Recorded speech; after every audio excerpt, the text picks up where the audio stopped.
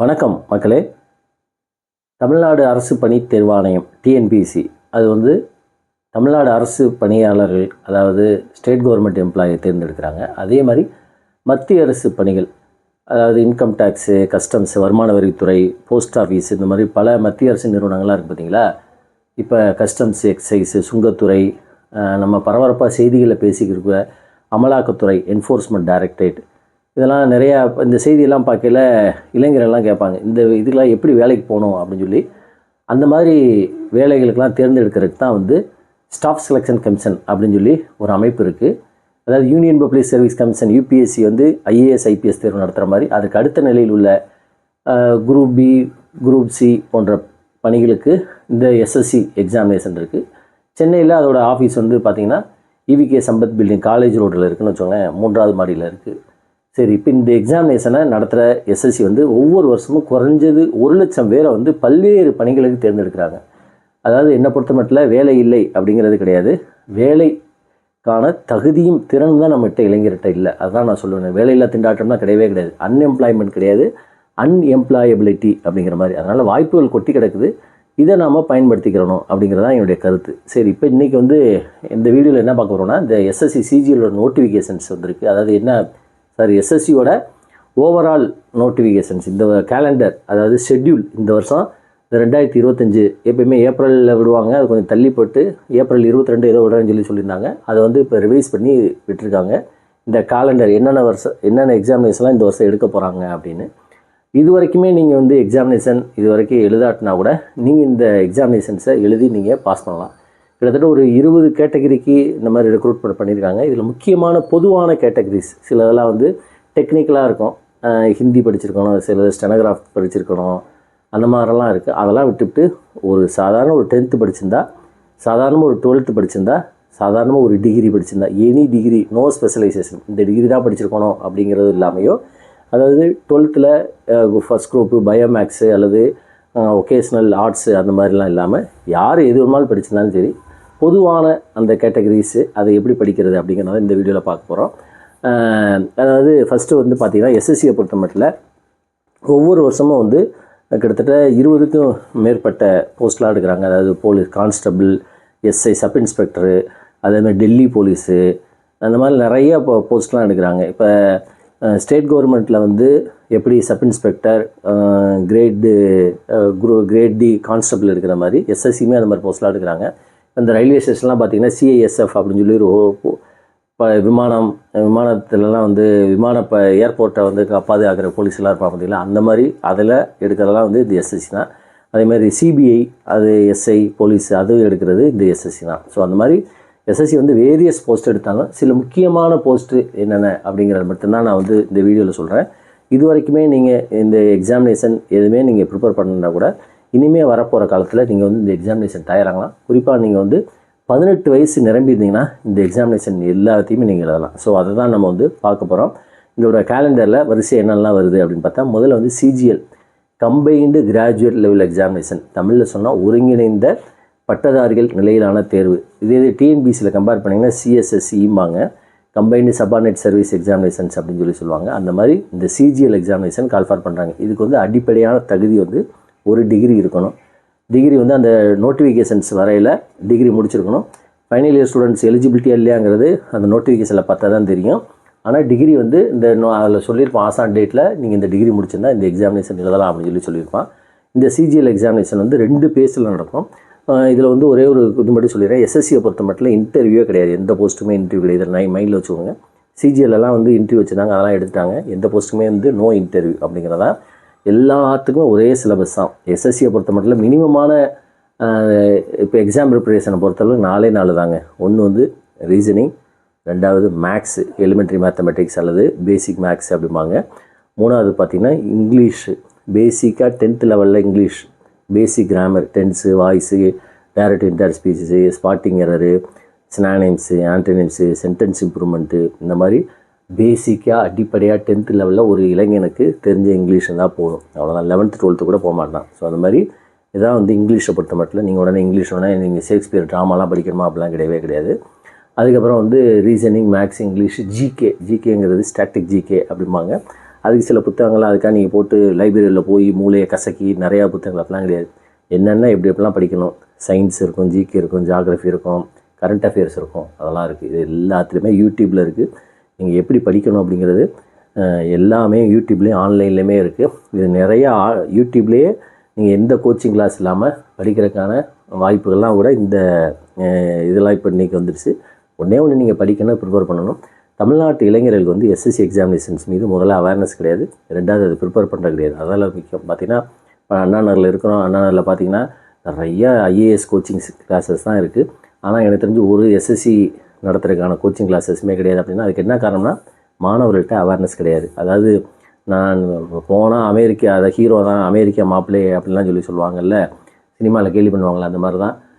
Civil service prepare பண்ணுறீங்க, நிறையா பேர் படிக்கிறாங்க, 2% மட்டும்தான் வந்து ஒரு வருஷம் சிவில் சர்வீஸ் எக்ஸாமினேஷன் பாஸ் பண்ணுறாங்க. அப்போ மீதி உள்ளவங்களாம் என்ன ஆகுறாங்கிறது தெரிய மாட்டேங்குது. அப்போ அடுத்தடுத்த கட்டக்கிற மாதிரி இந்த மாதிரி எக்ஸாமினேஷன்ஸ்லாம் எழுதலாம். கிட்டத்தட்ட 1,00,000 வேகன்சிஸ் வந்து ஒவ்வொரு வருஷமும் எடுக்கிறான். ஸோ அது ஏன் வந்து நம்ம தமிழ்நாட்டு இளைஞர்கள் எழுத மாட்டேங்கிறாங்க அப்படிங்கிறதா தெரில. கண்டிப்பாக வந்து பக்கா மெரிட்டில் தான் நடக்குது. அதனால் நீங்கள் ப்ரிப்பேர் பண்ணிங்கன்னா ஈஸியாக எழுதலாம். இந்த எக்ஸாமினேஷன் ப்ரிப்பரேஷனை பொறுத்த மட்டும் ஒரே இந்த 4 டாபிக் தான். 4 தான் வந்து திரும்ப எல்லாத்துலேயும் கேட்பான். இதில் எங்கேயுமே டிவியேட் ஆகாது. அதனால் இந்த 4 மட்டும் நீங்கள் தரவாக பிடிச்சிங்கன்னா கண்டிப்பாக என்ன செஞ்சலாம், எஸ்எஸ்சியோட எக்ஸாமினேஷன்ஸை எழுதி ஈஸியாக பாஸ் பண்ணிடலாம். இதில் ஃபஸ்ட்டு வந்து பார்த்திங்கன்னா சிஜிஎல் லெவல், அதாவது கம்பைன்டு கிராஜுவேட் லெவல். இது டிகிரி முடிச்சிருந்தால் போதும். எந்த டிகிரி படிச்சிருந்தாலும் சரி, பர்சன்டேஜ் மார்க் தேவை கிடையாது. நீங்கள் கரஸ்பாண்டன்ட் கோர்ஸில் படிச்சிருந்தா கூட நீங்கள் வந்து எலிஜிபிலிட்டி உண்டு. இதோட நோட்டிஃபிகேஷன் வந்து பார்த்திங்கன்னா வர ஜூன் 9 2025 கால் ஃபார்வர்டு அப்படின்னு சொல்கிறாங்க. இதோட எக்ஸாமினேஷன் வந்து பார்த்திங்கன்னா டயர் 1 டயர் 2 அப்படின்னு 2 பேஸ் இருக்குது. அது வந்து டயர் 1 எக்ஸாமினேஷன் வந்து 13/8, அதாவது ஆகஸ்ட் 13 30/8 எல்லாமே சிபிடிங்க, கம்ப்யூட்டர் பேஸ்டு டெஸ்ட்டு. மார்க் இந்த மாதிரி பேப்பர்லாம் கிடையாது, எல்லாமே ஆன்லைனில் தான் இருக்கும். அதெல்லாம் பக்காவாக நடக்கும். ஸோ அதனால் 13/8 இந்த எக்ஸாமினேஷன் நடத்துது. 13/8 30/8 வரைக்கும் இந்த கிட்டத்தட்ட அந்த ஆகஸ்ட் மாதம் ஃபுல்லாக வேரியஸ் ஸ்டேஜில் வேரியஸ் டேட்டில் நடக்கும். ஸோ இதான் சிஜிஎலை பொறுத்த மட்டும். நீங்கள் சிஜிஎல் எக்ஸாமினேஷன் தயாரானீங்கன்னா எஸ்எஸ்சி நடத்தக்கூடிய எந்த எக்ஸாமினேஷன் நீங்கள் தயாராகலாம். இதுக்காக நீங்கள் கோச்சிங் கிளாஸ் போகணுமா, தேவை கிடையாது சார். வேறு ஏதாவது புத்தகங்களும் ஒன்றுமே தேவை கிடையாது. ஆன்லைனில் யூடியூப்பில் இதற்கு நிறைய ஆன்லைன் கிளாஸஸ் நடத்துகிறாங்க. நீங்கள் என்ன செய்யணும் அப்படின்னா நீங்கள் படிக்கணும், அவ்வளோதான். நீங்கள் படிச்சிங்கன்னா ஈஸியாக போய் நீங்கள் ஒரு கிராமத்தில் உட்காந்து கூட நீங்கள் வந்து படிக்கலாம். ஆன்லைனில் இந்த மாதிரி கோர்சஸ்லாம் இருக்குது. ரொம்ப 1000 2000 அந்த மாதிரி ரொம்ப கம்மியான ஃபீஸ் தான் கேட்பாங்க.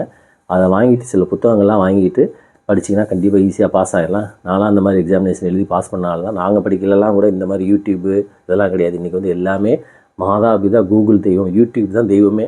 அதனால் நீங்கள் வந்து இந்த மாதிரி நிறையா இருக்குது. உங்களுக்கு ஏதாவது கிளாரிஃபிகேஷன் டவுட் இருந்துச்சுன்னா நீங்கள் வந்து மெசேஜ் பண்ணுங்கள், நான் வந்து உங்களுக்கு சொல்கிறேன். ஸோ இதான் முதல் எக்ஸாமினேஷன் சிஜிஎல். ரெண்டாவது வந்து பார்த்திங்கன்னா சிஹெச்எஸ்எல். சிஜிஎல் எக்ஸாமினேஷன்ஸ்க்கு வந்து இது ஏஜை பொறுத்த மட்டும் 18 வயசு, மேக்ஸிமம் 30 வயசு. நம்ம 30ங்கிறது யூஆர் அண்டர்சர்வ்டு கேட்டகரி, இடபிள்யூஎஸ். நீங்கள் எஸ்சி எஸ்டி எம்பிசி பிசி, இந்த எம்பிசி பிசிங்கிறது மத்திய அரசு பதில் ஓபிசி வாங்க, அதர் பேக்வர்டு கிளாஸு. ஓபிசிக்கு வந்து 3 வருஷம் ரிலாக்ஸேஷன், அதாவது 33 வயசு வரைக்கும் எழுதலாம். அதே மாதிரி எஸ்சி எஸ்டிக்கு வந்து 5 வருஷம். இதில் வந்து கேட்டகரி வைஸுமே கூட வந்து என்ன செய்யும் அப்படின்னா, இந்த சிஜிஎல் எக்ஸாமினேஷன்ஸில் தனித்தனியாக இது வச்சுருப்பாங்க. சிஜிஎல் எக்ஸாமினேஷனில் என்னெல்லாம் போஸ்ட் இருக்குன்னா, இன்கம் டேக்ஸ் இன்ஸ்பெக்டர், கஸ்டம்ஸு, அதாவது சுங்கத்துறை, கஸ்டம்ஸ் இன்ஸ்பெக்டர், என்ஃபோர்ஸ்மெண்ட் டைரக்டரேட் இருக்குது பார்த்திங்களா, அமலாக்கத்துறை, அந்த மாதிரி ஆடிட்டர்ஸு, அந்த மாதிரி நிறையா செக்ஷன் ஆஃபீஸர்ஸு, அந்த மாதிரி கிட்டத்தட்ட ஒரு 30க்கும் மேற்பட்ட போஸ்டர்ஸ் இருக்குது. ஹை லெவல் போஸ்ட்லேருந்து கடைசியாக டேக்ஸ் அசிஸ்டன்ட் வரைக்குமே வந்து நிறையா போஸ்ட் இருக்குல்ல. எல்லாத்துக்கும் குறைஞ்சபட்ச சம்பளம் 30,000 மேக்ஸிமம் 70,000. நீங்கள் வந்து ஒரு இன்கம் டேக்ஸ் இன்ஸ்பெக்டரோ, கஸ்டம்ஸ் இன்ஸ்பெக்டர்ஸோ, எக்ஸைஸ் இன்ஸ்பெக்டர்ஸோ இந்த மாதிரி ஆனீங்கன்னா மாத சம்பளமே உங்களுக்கு வந்து 70,000 கிடைக்கும். ஸோ அது போக இதெல்லாம் வந்து சிட்டிலே லைஃப் கிடைக்கும். நீங்கள் வந்து தமிழ்நாட்டில் எஸ்எஸ்சி பாஸ் பண்ணால் நார்த்துக்கெலாம் போகணும் அவசியமே கிடையாது. தமிழ்நாட்டிலே தான் போஸ்டிங் உண்டு.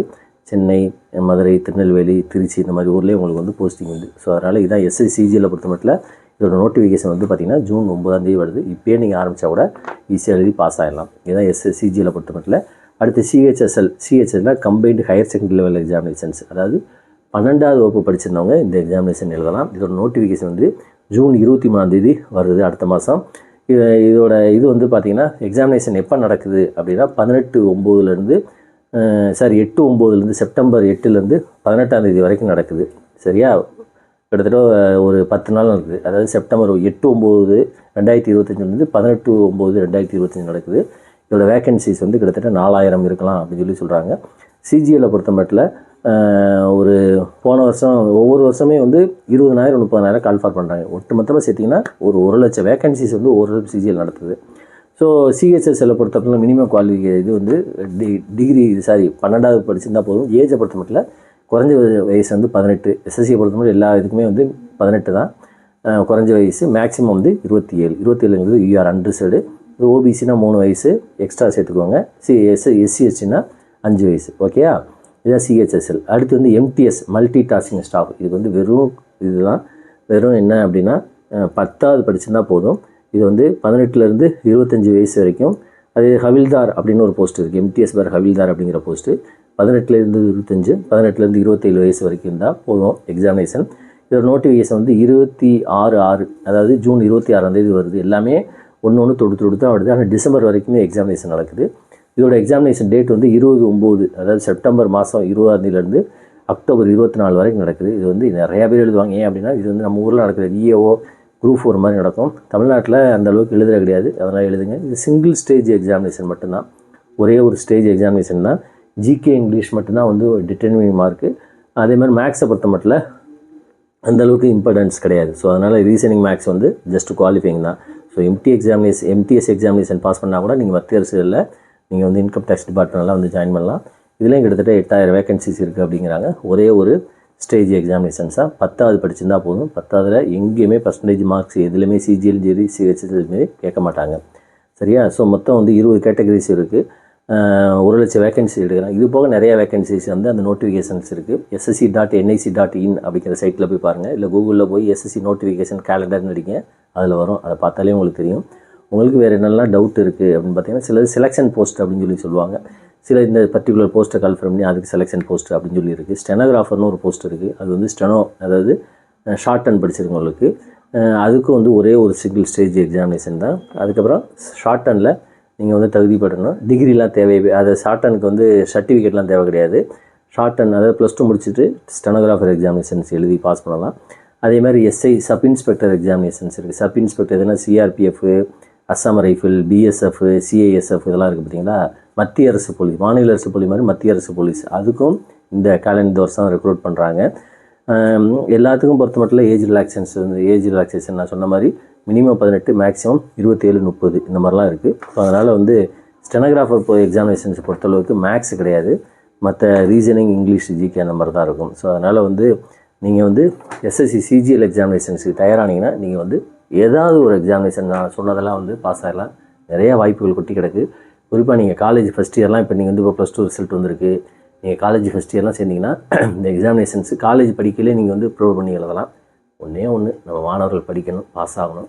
உங்களுக்கு வந்து இந்த எக்ஸாமினேஷன் சம்மந்தமாக ஏதாவது டவுட் இருந்துச்சுன்னா கமெண்ட் பண்ணுங்கள். நான் கண்டிப்பாக நானே உங்களை அழைத்து பேசுகிறேன். வேறு ஏதாவது டவுட் இருந்துச்சுன்னா கூட சொல்லுங்கள், கமெண்ட்டில் நான் வந்து கிளாரிஃபை பண்ணுறேன். அந்த மாதிரி நிறையா மாணவர்கள் ட்ரெயினாக பண்ணியிருக்கேன். நிறையா ஒரு வாஸ்ட் எக்ஸ்பீரியன்ஸ் இருக்குது போட்டித் தேர்வு தொடர்பாக. அதனால் உங்களுடைய டவுட் எதுனாலும் சரி நீங்கள் எனக்கு அனுப்புங்க. கண்டிப்பாக நான் உங்களுக்கு கிளாரிஃபை பண்ணுறேன். நன்றி, வணக்கம்.